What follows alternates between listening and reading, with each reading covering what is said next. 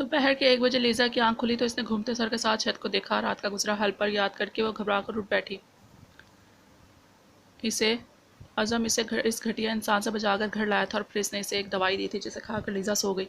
इसके बाद कुछ भी लीज़ा को याद नहीं था। अरे उठ गई आप चौधराइन जी, रूप ने लीज़ा के पास आकर बैठते हुए कहा। वो कल रात में क्या तुम मेरे पास थी? लीज़ा को समझ नहीं आ रहा था वो रूप से क्या पूछे। मैं तो नहीं, चौधरी जी थे आपके पास। पता है आपको, आपके पाँव पर कांटे चुभे हुए थे। आपको सोने के बाद चौधरी जी ने खुद आपके पैरों से वो कांटे निकाले और फिर आपके पैरों पर मरहम लगाया। अब कैसा महसूस हो रहा है आपके पैरों को? रूप की बात पर लीज़ा मजीद हैरान रह गई। इसने तो सोचा था अज़म इसके भागने की हरकत पर इस पर बहुत ज़्यादा गुस्सा करेगा, लेकिन अज़म की यह नरमी लीज़ा को हैरान कर रही थी। इसने अपने पैरों पर से कंफर्टर हटाकर अपने पैर देखे जहाँ दवाई अभी भी लगी हुई थी। ना जाने क्यों इसे खुद का ख्याल रखते हुए सोचकर लीज़ा के होठों पर एक मुस्कुराहट आई थी। एक बात पूछूं तुमसे? लीज़ा ने अपने पैर पर लगी एक खराश को हल्के से छूते हुए पूछा। ज़रूर। विलायती चूज़ी का क्या मतलब होता है? लीज़ा के सवाल पर रूप हल्का सा हंस दिया और लीज़ा को मतलब बताया, जिस पर लीज़ा के माथे पर बल लेकिन होठों पर मुस्कान आई थी। और देसी शेरनी का? लीज़ा ने फिर से ख्वाब की सी कैफियत में पूछा। वो खुद नहीं जानती थी कि वो इन बातों का मतलब क्यों जानना चाह रही है। जो अज़म इसे पुकारता था, अज़म ने तो इसे ज़बरदस्ती यहाँ कैद करके रखा था ना। इसे तो आसमान के पास जाना था, इसे आन से छीनना था। लीज़ा ने अपना मकसद याद करते हुए सोचा, जो ना जाने क्यों अब इसे बिला जवाब लगता था। इसकी ज़िद तो निकाह के बाद से जैसे कहीं जा सोई थी। देसी शेरनी के देसी को कहते हैं खालिस को, जो ज़्यादातर यहाँ के पंजाबी लोगों को समझा जाता है, और शेरनी लाइनिस को कहते हैं। रूप के बताने पर लीज़ा ने हैरत से इसकी जानिब देखा। आप अपनी हुलिया से नाजुक वजूद से वलायती चूज़ी, जबकि अपने जज्बे और बहादुरी से चौधरी जी को शेरनी लगती हैं। रूप ने इसे देखते हुए कहा। तो लीज़ा को कि आज़म की कही बात का मतलब समझ आया। कल रात भी से बहादुर होने को कह रहा था, शेरनी बनने को कह रहा था, और लीज़ा सोचती थी कि वो इसे यहाँ की कमज़ोर और डरपोक औरतों की तरह डरा कर रखना चाहता है। दरवाज़ा खुलने की आवाज़ पर लीज़ा की सोचों का तसलसल टूटा और उसने हैरत से चेहरा उठाकर अज़म को देखा। वो आसमानी रंग के शलवार कमीज़ में था। लीज़ा ने गौर से इसका कद काफ़ी लंबा था, शायद 6 फुट 7 इंच तक, और कामती जिस्म इसके बाकायदगी कसरत करने से गंदमी सी रंगत पर नॉर्मल से डारी और घनी मूछें मज़ीद भली लगती थी, जबकि बाल सीधे और देखने में काफ़ी मुलायम मालूम होते थे। लीज़ा ने आज पहली मर्तबा इसे इतनी तवज्जो से देखा और इस नतीजे पर पहुंची कि इसका ज़बरदस्ती बनाए जाने वाला शौहर काफ़ी हैंडसम था, शायद आसमान से भी ज़्यादा। अब कैसी तबीयत है तुम्हारी? अज़म के पूछने पर रूप ने अज़म का सवाल इंग्लिश में दोहराया। आप ठीक हो? इनसे बोलो मेरी मदद करने का शुक्रिया, लीज़ा ने अज़म की जानिब देखते हुए कहा, जबकि रूप की इसकी कही बात उर्दू में बताने पर अज़म के माथे पर बल आए। ऐसी कौन सी ज़रूरत पड़ी थी तुम्हें भागने की? बोला था ना खुद ले जाऊंगा पुलिस स्टेशन। पूरा कर लिया शौक, जो क्या ज़रूरत थी वहाँ अकेले जाने की? अगर मैं वहाँ नहीं पहुँचता तो सोचा क्या हो जाता? अज़म के इतने गुस्से से बात कहने पर रूप ने घबरा कर लीज़ा को देखा और इसे हर बात बता दी, जबकि बात के बाद अब अज़म को गुस्सा करता देख लीज़ा के माथे पर बल आए और अपने पैर में मौजूद तकलीफ़ के नज़रअंदाज करती उड़ जाई। क्यों मुझे नहीं रहना तुम्हारे साथ? फिर कहाँ जाना है? अर्शवान के पास। अज़म जो जुनून में इसे जाने क्या कहने का इरादा रखता था, रूप की वजह से खामोश हो गया। नो मिस्टर, मैंने सोच लिया है, अब मज़ीद किसी के पीछे ख्वार नहीं होंगी, और इसके पीछे तो हरगिज़ नहीं, जिससे मेरी परवाह ही नहीं। पहले ही अपनी इस बेवकूफ़ी की वजह से बहुत बुरा फंसी हूँ, लीज़ा ने इनके निकाह पर चोट करते हुए कहा, और अज़म के मज़ीद करीब होकर अपने कदम ऊँचे करते हुए इसकी आंखों में बहादुरी से देखने लगी। मुझे अपने डैड के पास जाना है, अपनी दुनिया में वापस। मैं यहाँ के लिए नहीं बनी, सुना तुमने? और ना ही मैं तुम जैसे शख्स के पास रहूँगी। तो अभी इसी वक्त मुझे मलकों के घर में मेरे डैड के पास छोड़ के आओ। लीज़ा के हुक्मिया लहजे पर रूप एक पल के लिए घबराई, लेकिन अज़म चौधरी की सख्ती देखकर इसने हर बात अज़म को बता दी, जिसे सुनकर अज़म के होठों पर गहरी मुस्कान छा गई। तुम्हारे पापा तो कनाडा वापस जा चुके हैं विलायती चूज़ी, और जाने से पहले मुझे ये कहकर गए हैं इन्हें तुमसे कोई सरोकार नहीं है। मेरे दिल में जो आए करूँ तुम्हारे साथ। रूप ने अज़म की बात इंग्लिश में दोहराई तो लीज़ा की आंखें हैरत से फैल गई। तुम झूठ बोल रहे हो, मेरे डैड मुझे छोड़कर नहीं जा सकते, वो मुझसे बगैर मिले कनाडा कैसे जा सकते हैं? तुम झूठ बोल रहे हो ना चाहते हुए भी लीज़ा की आंखें नम हुई थी। वो ये सोच भी नहीं सकती थी इसका बाप, जो इसे जान से ज़्यादा चाहता था, जिसे पूरी तरह से गैर मत के सुपुर्द करके जा चुका था। अगर तुम्हें कोई शक है तो ले जाता हूँ तुम्हें मलकों की हवेली, अपना हर्ष शक वहाँ जाकर मिटा लेना। लीज़ा की अज़म की आंखों में सच्चाई देखकर जो कह रहा था सच था। इसका बाप सच में इसे पराया करके जा चुका था। ये सोचकर लीज़ा फ़ौरन अज़म से दूर हुई और बेड पर लेटकर अपना मुंह तकिए में देते हुए सिसक सिसक कर रो दी। चौधराइन जी, रूप ने इसके कंधे पर हाथ रखकर इसे दिलासा देना चाहा, लेकिन लीज़ा ने इसका हाथ बुरी तरह से झटक दिया। लीव मी अलोन, लीज़ा रोते हुए चिल्लाई तो रूप ने बेबसी से अज़म को देखा, जो संजीदगी से अज़म को देख रही थी। अकेला छोड़ दो इसे कुछ देर, अपना गमों सा आंसू की सूरत बहा लेने दो, मुकम्मल तौर पर टूट कर बिखरने दो इसे, ताकि मैं इसे समेट कर वो बना सकूँ जो इसे बनाना चाहता हूँ। इतना कहकर अज़म कमरे से निकल गया तो रूप भी बेबसी से रोती लीज़ा को देखकर कमरे से बाहर निकल आई। वो सही कह रहा था, फिलहाल इसका अकेले रहना ही बेहतर था।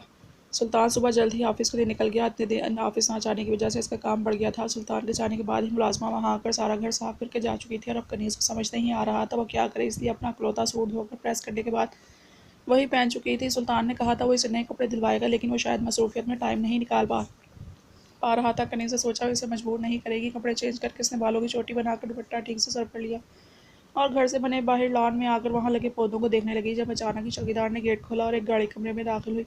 कनीज़ ने परेशान होकर गाड़ी को देखा, क्योंकि वो सुल्तान की गाड़ी नहीं थी, लेकिन फिर गाड़ी से महम को निकलता देखकर मुस्कुराती और जल्दी से इसके पास आई।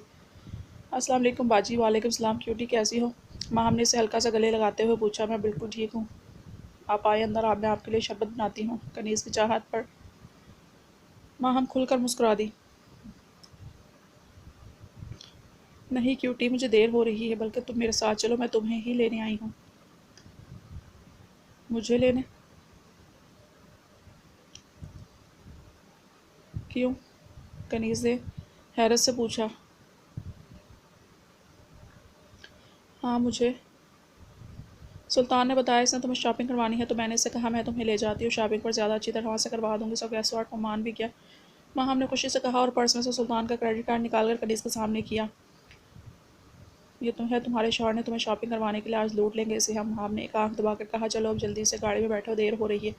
माँ हमने इसके कंधे पर हाथ रखकर कहा, लेकिन कनीज़ अपना सर झुकाकर अस्ताब से हाथ मसलने लगी। क्या हुआ वो बाजी? मैंने साई से इजाज़त नहीं ली कहीं जाने की, इनसे पूछे बगैर नहीं जाऊँगी। आप ऐसा करें, हम कल चलेंगे। आज जब वो घर आएंगे तो मैं इनसे पूछ लूँगी। कनीज़ की बात पर माँ हमने कमर पर हाथ रखकर इसे देखा। तुम ना हर आदमी की ड्रीम वाइफ हो सच्ची? जी बाजी, कनीज़ ने नासमझी से पूछा तो माँ मुस्कुरा दी और पर्स मोबाइल निकाल कर सुल्तान को कॉल मिलाई। हेलो सुल्तान, हाँ ये तुम्हारी बीवी तुम्हारी इजाज़त के बगैर मेरे साथ नहीं जाएगी, लो बात करो इससे। माँ हमने मोबाइल कनीज़ के सामने किया तो कनीज़ ने घबराते हुए मोबाइल कान से लगाया। साईं तुम जाओ माहम के साथ, मैंने खुद इससे कहा था तुम्हें ले जाने को। सुल्तान ने फ़ौरन कहा, शायद वो काफ़ी मसरूफ़ था। जी जो हुक्म साईं। कनीज़ ने मोबाइल माहम की तरफ वापस किया। मैं चादर लेकर आती हूँ। इतना कहकर वो कमरे में चली गई और कुछ देर बाद चादर लेकर बाहर आई तो माहम ने इसे गाड़ी में बिठाया और खुद गाड़ी ड्राइव करने लगी। बाजी आप गाड़ी भी चला लेती हैं? कनीज़ ने आंखें बड़ी करके हैरत से पूछा तो माहम हंस दी। क्यों, तुम्हें सीखनी है क्या चलाना? कनीज़ ने फ़ौरन कार में हिलाया। गाड़ी चलाना तो साई का काम है, इनका काम करते मैं अच्छी तो नहीं लगूंगी ना? कनीज़ की बात पर माहम ने मुस्कुराकर इसे देखा। You are just too cute, Maham ने मोहब्बत से कहा और इसके साथ हल्की फुल्की बातें करती इसे एम्पोरियम माल ले गई। माल में दाखिल होकर कनीज़ को ऐसा लगा वो किसी और दुनिया में आ गई हो। ऐसा कुछ भी इसने आज तक नहीं देखा था। इतनी सारी बड़ी बड़ी और खूबसूरत दुकानें, इतने सारे लोग और वो खूबसूरती और चहल पहल, हाँ वो कोई और ही जहान मालूम हो रहा था। वाजी आप मेरा हाथ पकड़ लें, इतने लोगों में मैं गुम हो गई तो। कनीज़ के हैरत से कहने पर माम हंस दी और इसका हाथ अपने हाथ में थाम लिया। चलो सबसे पहले तुम्हें कपड़े दिलाते हैं। माम ने इसे एस्केलेटर की जानिब ले जाते हुए कहा और इन चलती सीढ़ियों को देखकर कनीज़ की आंखें हैरत से फैल गई। महम के इनके पर कदम रखने ही कनीज़ घबराते हुए सीढ़ियों पर पैर रखा और सहम कर महम के बाजू से लिपट गई, लेकिन फिर सीढ़ी के साथ खुद ब खुद ही ऊपर जाने पर खुशगवार हैरत से हंस दी। सीढ़ियाँ कितनी अच्छी हैं बाजी, मैं साईं को कहूँगी घर में ऐसी सीढ़ियाँ लगवा ले, फिर हम थकेंगे ही नहीं। महम इसकी बात पर हंस दी। हाँ हाँ क्यों नहीं, सुल्तान तुम्हारी कोई बात टाल सकता है भला? महम ने इसका गाल खींचकर कहा और इसे कपड़ों के डिपार्टमेंट की जानिब ले गई। महम कितने ही प्यारे प्यारे कपड़े इसके साथ लगाकर देखते हुए इसके लिए लेने लगी।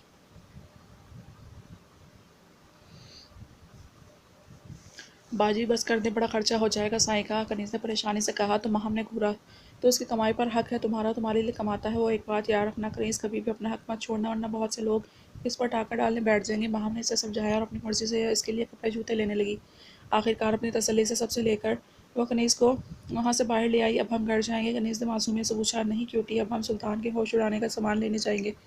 कनीज़ ने हैरत से इसे देखा। महम इसे एक ब्यूटी सैलून लेकर गई थी। हाय महम, कैसी हो यार? सैलून की मालिक जो कि महम की दोस्त थी, इसने महम के गले लगते हुए पूछा।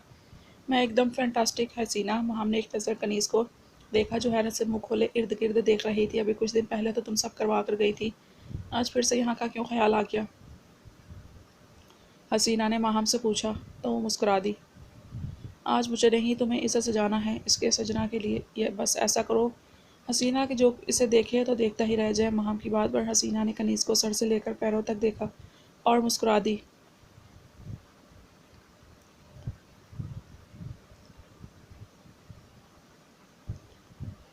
ज़रूर। कुछ ही देर में वो कनीज़ को कुर्सी पर बिठाकर न जाने कितनी ही तरह की क्रीमें बार बार उसके चेहरे पर लगा चुकी थी, जबकि दूसरी तरफ लड़की इसके हाथों और नाखूनों पर भी क्रीमें लगा रही थी और माहम साथ मौजूद कुर्सी पर बैठकर मुस्कुराते हुए मैगजीन देखने लगी। बाजी, इन क्रीमों से मैं गोरी चिट्टी हो जाऊंगी क्या, वो तस्वीर वाली मेम की तरह? कनीज के सवाल पर हसीना ने हैरत से माहम को देखा, जिसने जवाब में एक आंख शरारत से दबाई। तुम्हें गोरे होने की क्या ज़रूरत है, तुम ऐसे ही प्यारी हो, माहम ने नरमी से कहा। तभी एक लड़की ने कनीज के पैर पकड़कर इन्हें पानी में रखना चाहा तो कनीज ने फ़ौरन अपने पैर खींच दिए। अल्लाह तौबा बाजी, मेरे पैर ना पकड़ें आप, मुझे अच्छा नहीं लगता, मैं खुद कर लूँगी। कनीज कनीज की बात पर माहम ने इसे डपटा। कनीज हैरत से इसे देखने लगी। चुपचाप इन्हें जो करने दो जो कर रही हैं। कनीज ने मुंह बनाकर हाँ में सर हिलाया और खामोश हो गई। जब एक लड़की इसकी टांग से शलवार ऊपर करके इस पर गरम गरम क्रीम लगाने लगी तो कनीज खामोश रही, लेकिन जब इस क्रीम के जम जाने पर इस लड़की ने इस क्रीम को खींचा तो इसके बाल खींचने पर कनीज चीख उठी और अपनी दोनों टांगें कुर्सी पर रख लीं। हाय, मुझे नहीं करवाना ये बाजी। कनीज ने रोते हुए माहम की तरफ देखा तो माहम गहरा सांस लेकर इसके पास आई। ये सब सुल्तान का हुक्म है कनीज, चुपचाप बर्दाश्त करो। माहम की बात पर कनीज के आंसू रुक गए और इसने हैरत से माहम को देखा। साईं कितने बुरे हैं, मुझे दर्द देखकर अच्छा लगता है क्या इन्हें? माहम ने गहरा सांस लिया। तो तुम सुल्तान की बात नहीं मानोगी? माहम ने मोबाइल अपने पर्स से निकाला तो कनीज ने फ़ौरन इनकार में सर हिलाया। नहीं नहीं, आप साईं को मत बताएं, मैं कुछ नहीं कहती। माहम ने मुस्कुराकर लड़की को इशारा किया तो वो फिर से कनीज की वैक्सिंग करने लगी। अब की बार कनीज चीखी तो नहीं, लेकिन इसके बीचे हुए ओंठ और आंसू इसका दर्द बयान कर रहे थे। आखिरकार वैक्सिंग ख़त्म हुई तो कनीज के साथ साथ कब से इसके आंसू बर्दाश्त करती। माहम ने भी सुख का सांस लिया। वो जानती थी कि सुल्तान को अगर पता चला कि माहम ने इसकी छोटी सी बीवी को इतनी तकलीफ दी तो इसकी खैर नहीं। आखिरकार सारा काम होने पर हसीना इसके बालों की जानिब आई। इसके बालों का क्या करना है? माहम ने एक नज़र इसके लंबे बालों को देखा जो काफ़ी खूबसूरत लग रहे थे, लेकिन अगर इन्हें कोई शेप दी जाती तो और भी अच्छे लगने लगते। हल्के लेयर्स में काट दो, लेकिन इनकी लेंथ ख़राब मत करना और कोई कलर मत करना, बस इसकी नेचुरल ब्यूटी बरकरार रहे। क्या मेरे बाल काट देंगे? नहीं बाजी, मेरी अम्मी मेरी खाल उधेड़ देंगी, पता है इतनी मेहनत से सरसों का तेल लगा लगा के और परांदा डाल डाल के इतने लंबे किए हैं। उन्होंने कनीज के इनकार में सर हिलाते हुए कहा तो माहम ने इसे घूर कर देखा। खामोश रहो बस, हसीना जो कहा है वो करो। हसीना ने हाँ में सर हिलाया और कनीज के बाल लेयर्स में काटने लगी, जबकि वो मुसलसल कनीज की सूं करके रोने की आवाज़ सुन सकती थी। कटिंग के बाद हसीना इसके बालों का केराटिन करने लगी। सारा काम हो जाने पर माहम ने एक हल्के गुलाबी रंग का सूट कनीज की जानिब किया। जाओ इसे चेंज करके आओ। कनीज ने मुंह बनाकर वो ड्रेस पकड़ा। गलत लगा था मुझे, आप ज़रा अच्छी नहीं। इतना कहकर कनीज वॉशरूम चली गई और शावर लेने के बाद कपड़े पहनकर बाहर आई तो हसीना ने इसे फिर से आईने से सामने बिठा दिया और उसके चेहरे पर हल्का सा नफासत भरा मेकअप करने के बाद इसके कमर से नीचे जाते लेयर्स में कटे बालों को हल्का सा स्टाइल बना दिया। She is ready Maham. हसीना की आवाज़ पर माहम ने मैगजीन से ध्यान हटाकर एक नज़र कनीज को देखा तो देखती रह गई। सुल्तान मलिक, तुम तो गए काम से।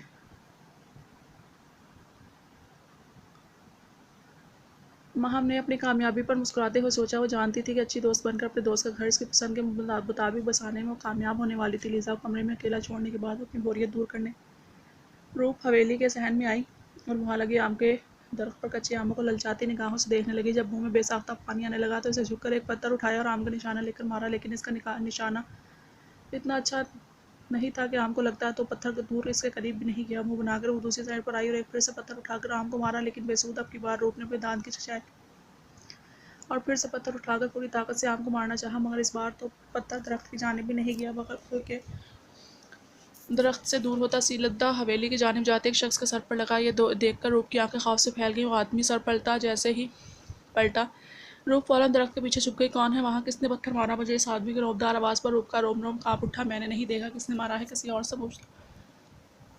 रूप ने दरख्त की ओर से निकले बगैर कहा तो इस शख्स के माथे पर बल आया और रूप के पास आकर हैरत से इसे देखने लगा, जो बड़े से चश्मे के पीछे छुपाई अपनी आंखें जोर से नीचे खड़ी थी। कौन हो तुम? यहाँ चोरी करने आई हो क्या? गुलाम के सवाल पर रूप की आंखें फ़ौरन खुली। इसने घूर कर इस आदमी को देखा। ओ हेलो, होते कौन हो? मुझे चोर कहने वाले? खुद की शक्ल देखी है? शक्ल से ही डाकुओं के ख़ानदान के लगते हो। रूप ने इसकी बड़ी बड़ी मूंछों पर चोट करते हुए कहा। मैं गुलाम अब्बास हूँ, चौधरी खची का सबसे ख़ास आदमी और दोस्त। गुलाम ने सीने पर हाथ बांधकर इस छोटी सी पटाखा को घूरते हुए कहा। तो मैं भी रूप शहजादी हूँ, चौधराइन जी की उर्दू की स्थानी। रूप ने इसी के अंदाज में सीने पर हाथ बांधकर कहा तो गुलाम के होठों पर तंसियाँ मुस्कुराहट आई।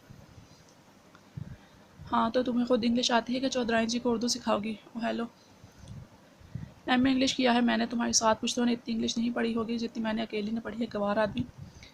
रूप के तीखे अंदाज पर गुलाम के होठों पर मुस्कुराहट आई। वो तो पता लग ही रहा है। गुलाम ने दिलचस्प निगाहों से इसकी आंखों पर लगे चश्मे को देखते हुए कहा और फिर अपना एक कंधा दरख्त से टेक लगाकर खड़ा हो गया। मुझे भी सिखा दो इंग्लिश, कसम से जद्दी पूछती, अनपढ़ हूँ, एक हरफ भी बोलना नहीं आता इंग्लिश का। गुलाम ने शरारत से कहा, ना जाने क्यों छोटी सी लड़की से बहुत मज़ा दे रही थी। ये कौन सा मुश्किल काम है, बोलो इंग्लिश। इंग्लिश, गुलाम ने फ़ौरन कहा। मुबारक हो, आ गई तुम्हें इंग्लिश, अब जितनी तेज़ी से दिल करे बोलना। इतना कहकर रूप वहाँ से भाग गई और गुलाम इसकी चालाकी पर हंसता रह गया। वो जानता था कि अज़म ने लीज़ा को उर्दू सिखाने के लिए एक टीचर को रखा है, लेकिन गुलाम ये नहीं जानता था कि वो टीचर इतनी दिलचस्प लड़की होगी। गुलाम भाई, आपको चौधरी जी बुला रहे हैं। एक आदमी के बताने पर गुलाम ने इस बात में सर हिलाया और अज़म के पास चला गया, जो इस वक्त अपने कमरे में बैठा किसी कागज़ को देख रहा था।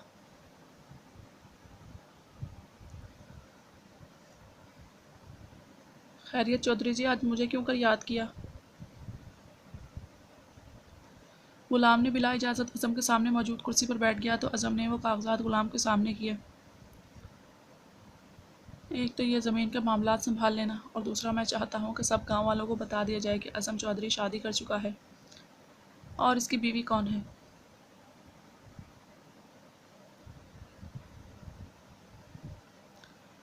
अज़म की बात पर गुलाम हक्का बक्का सा इसे देखने लगा।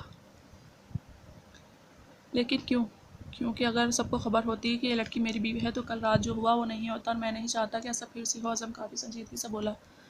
लेकिन अज़म, अगर वो फिर से भाग गई और इसने कुछ उल्टा किया तो इज्जत रह जाएगी तुम्हारी गांव में। गुलाम की बात पर अज़म के लब मुस्कुरा दिया। अब वो ऐसा कुछ नहीं करेगी। अज़म के इस यकीन ने गुलाम को मज़ीद हैरान कर दिया।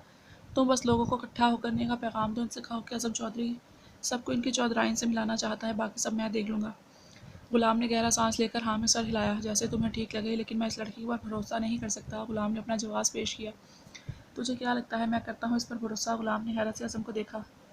गुलाम ने, भी बच्चा है तू, नहीं समझेगा। जा, जैसा कहा है कर, कल दोपहर तक सारा इंतज़ाम हो जाना चाहिए। गुलाम ने हाँ में सर हिलाया और उठकर वहाँ से चला गया।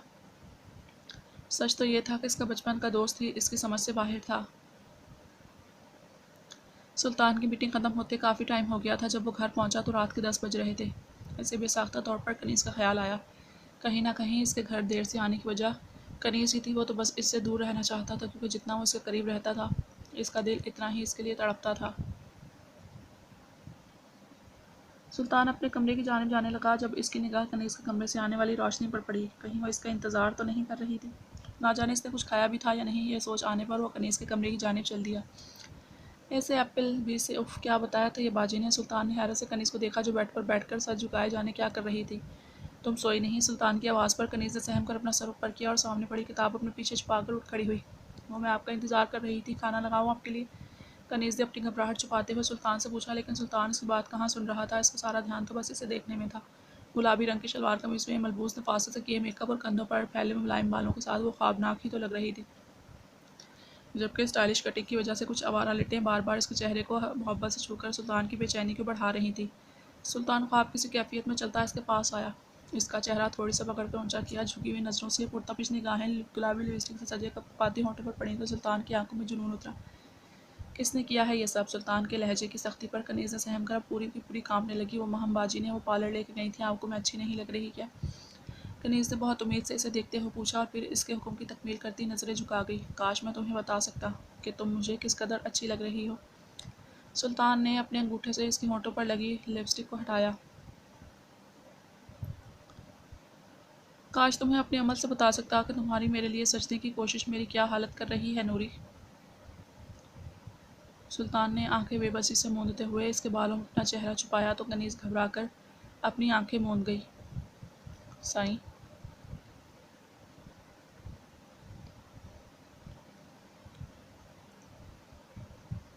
काश तुम्हारे पूर जो तुमने मेरे लिए सजाया है अपनी बारिश में भिगो सकता नूरी, तो तुम्हें पता चलता कि मैं कब से बर्दाश्त कर रहा हूँ। सुल्तान ने अपने होंठ इसकी नाजुक गर्दन से मिस किए। खुदारा मेरा और इम्तिहान मत लो मेरी जान, इस जुनून को मत ललकारो जिसे झेलने के लिए तुम बहुत नाजुक हो। सुल्तान ने इसकी गर्दन का हिस्सा दांतों में लेकर दबाया तो कनीज़ से उठी, जबकि रोम रोम खौफ से कांप उठा। सुल्तान ने इसकी गर्दन से मुंह निकालकर बेबसी से इसके कपकपाते होंठों और लरजती पलकों का रक्स देखा। हमने माना कि तकाफुल ना करोगे, लेकिन खाक हो जाएंगे हम तुमको खबर होने तक। इतना कहकर सुल्तान ने इसे कांपते हुए छोड़ा और कमरे से बाहर निकल गया। वो जानता था माम ने कोशिश से कनीज़ के करीब करने के लिए की थी, लेकिन सुल्तान खुद को इतना कमज़ोर नहीं कर सकता था। तब जब वो जानता था कि जिस रास्ते पर कनीज़ को चला रहा है इसकी कोई मंजिल नहीं थी।